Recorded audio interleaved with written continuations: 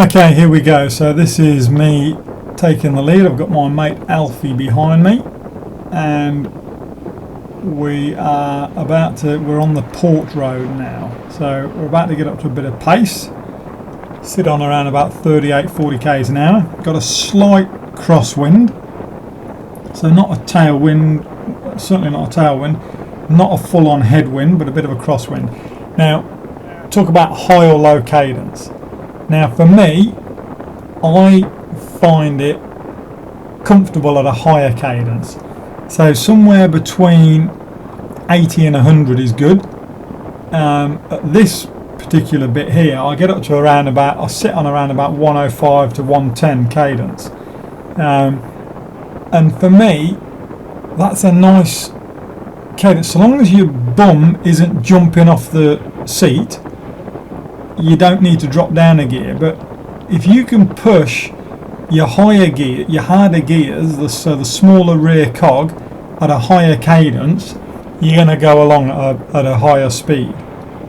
Alright, so that's why we're able to sit on like 38-40 kilometers an hour once we get up to speed and not be exerting too much energy. Now I can monitor what I'm doing as far as my effort goes with my power meter, because I know my numbers, so I know what I can hold. I'm under 300 watts most of the way on this particular section, so I know I can comfortably sit on 260 to 280 watts for a good few k's without any problems, you know. So having that higher cadence is what's enabling me to be able to sit on that higher speed and keep those numbers smooth. So my heart rate is going up a bit now. You'll see the one thing with your higher cadence, it will push your heart rate up. But if you're running mainly with a heart rate monitor, then obviously you should know your zones.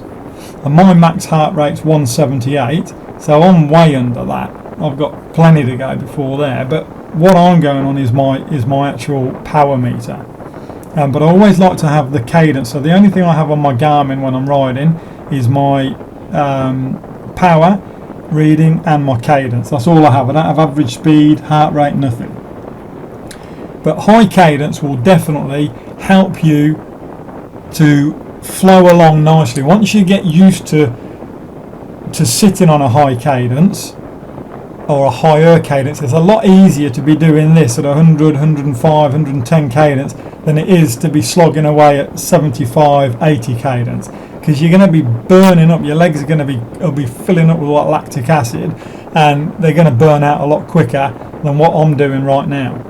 So a higher cadence will mean you can go for longer at a higher average speed. I mean, we've got a slight crosswind. It's not a major one. We've got a slight crosswind, so it's not completely in our favour, and we're still doing 40 k's an hour. And this is relatively easy for me. I mean, I'm not majorly out of breath here. I'm only on 156 heartbeat. So this is a nice steady ride at the moment. This is just going along just nice. And if you're in a big group, this is where in a big group you can all take your lead, and then obviously I'd drop back to the back, and my heart rate would then come right back down to around about 130, 135, because I'm obviously dropping the power. But for me, I think a higher cadence, somewhere between 90 and 110, is where you want to be aiming at, and that way you'll be able to get into a smooth rhythm, and you'll be able to hold your numbers and keep a nice average speed going. So when you finish your rides, it's important to get it onto Garmin or Strava and have a look at what your numbers are doing. Try and work out where you are, what your baselines are. So if you're going on your heart rate, maybe have a look at how long you can hold your zone 4 or your zone 5 over, say, a 4 or 5 kilometre stretch. Or if you're on a power meter, how long you can hold your watts over that stretch, and then that will enable you then to feel comfortable in being able to hold a higher speed when you're up the front of the pack, leading the group out. So there's some tips. So it's important to get out there and read your data at the end of your rides, so you can start to work out some ideas of where you are. And sitting on a higher cadence, look at that, my cadence is still spinning around at 85.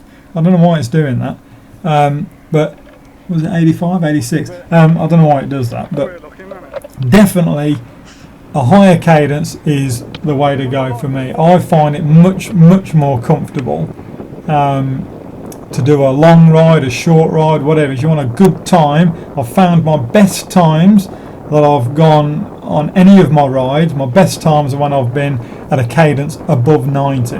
Under 90, they tend to be slower times. So you need to sort of work out where you are in terms of your heart rate or your power and your cadence. They're the three main things: your heart rate, your power and your cadence.